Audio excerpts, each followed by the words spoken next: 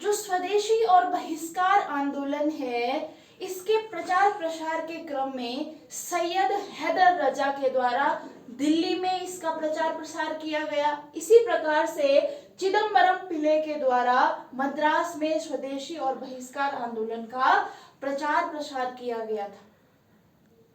स्वदेशी और बहिष्कार आंदोलन का जो फैलाव है, विस्तार है, इसको संपूर्ण भारत में फैलाने के लिए उग्रवादी दल के नेताओं, मुख्य रूप से बाल गंगाधर तिलक, लाला लाजपत राय, विपिन चंद्रपाल और अरविंद घोष के द्वारा ये प्रयास किया गया और वो ये चाहते थे कि ये आंदोलन संपूर्ण भारत में फैले। 1905 में जब कांग्रेस का अधिवेशन बनारस में संपन्न हुआ तो इस बनारस अधिवेशन की अध्यक्षता गोपाल कृष्ण गोखले के द्वारा की गई और इस अधिवेशन के माध्यम से गोखले ने इस स्वदेशी और बहिष्कार आंदोलन को अपना समर्थन प्रदान किया था। इसके ठीक एक साल बाद 1906 ईस्वी में कांग्रेस का अधिवेशन कलकत्ता में रखा गया और इस अधिवेशन में ग्रैंड ओल्ड मैन कहे जाने वाले दादा भाई नेहरू के द्वारा सर्वप्रथम मंच से स्वराज्य की मांग की गई।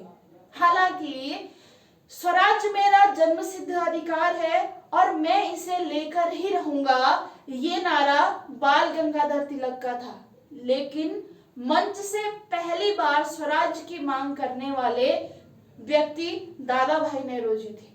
तो यहाँ पे हमने थोड़ा सा डिफरेंस ये समझना है कि नारा स्वराज्य का बाल गंगाधर तिलक का था, लेकिन मंच से प्रथम बार यानी मंच से सर्वप्रथम स्वराज की मांग दादा भाई नेहरू जी के द्वारा की गई थी।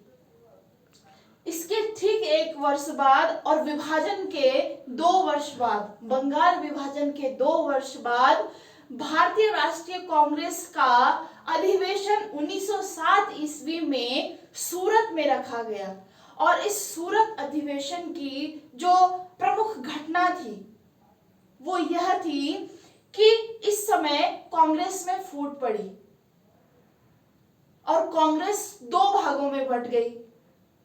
इसी कारण इस अधिवेशन को सूरत फूट के नाम से भी जाना जाता है। लेकिन प्रश्न ये उठता है कि इस सूरत फूट का या कांग्रेस के विभाजन का कारण क्या था? क्यों कांग्रेस 2 भागों में बंट गई? तो मुख्य रूप से स्वदेशी और बहिष्कार आंदोलन को किस तरीके से चलाया जाए उसको लेकर के उदारवादियों और उग्रवादियों में एक बहस छिड़ गई और इसी को लेकर के विभाजन हो गया।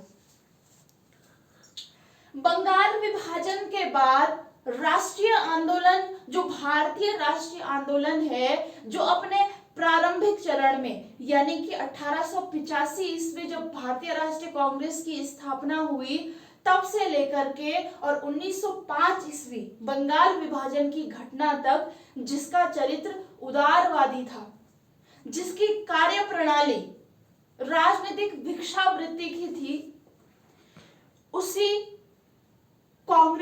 भारतीय राष्ट्रीय आंदोलन का स्वरूप अब धीरे धीरे उग्रवादी होने लगा और इस भारतीय राष्ट्रीय आंदोलन पर उग्रवादी विचारधारा का वर्चस्व होने लगा। उग्रवादी विचारधारा के जो नेता हैं उन्होंने कांग्रेस पर अपनी पकड़ बनाना शुरू कर दिया। एक तरफ उदारवादी थे जो हिंसा के विरोधी थे, जिनके अनुसार हिंसा उचित नहीं थी, और दूसरी तरफ उग्रवादी थे कि जो ये मानते थे कि स्वतंत्रता के लिए अगर हिंसा भी करनी पड़े तो वो जायज है।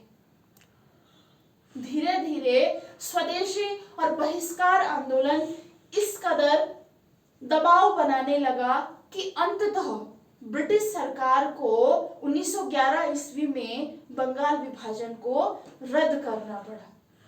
धन्यवाद।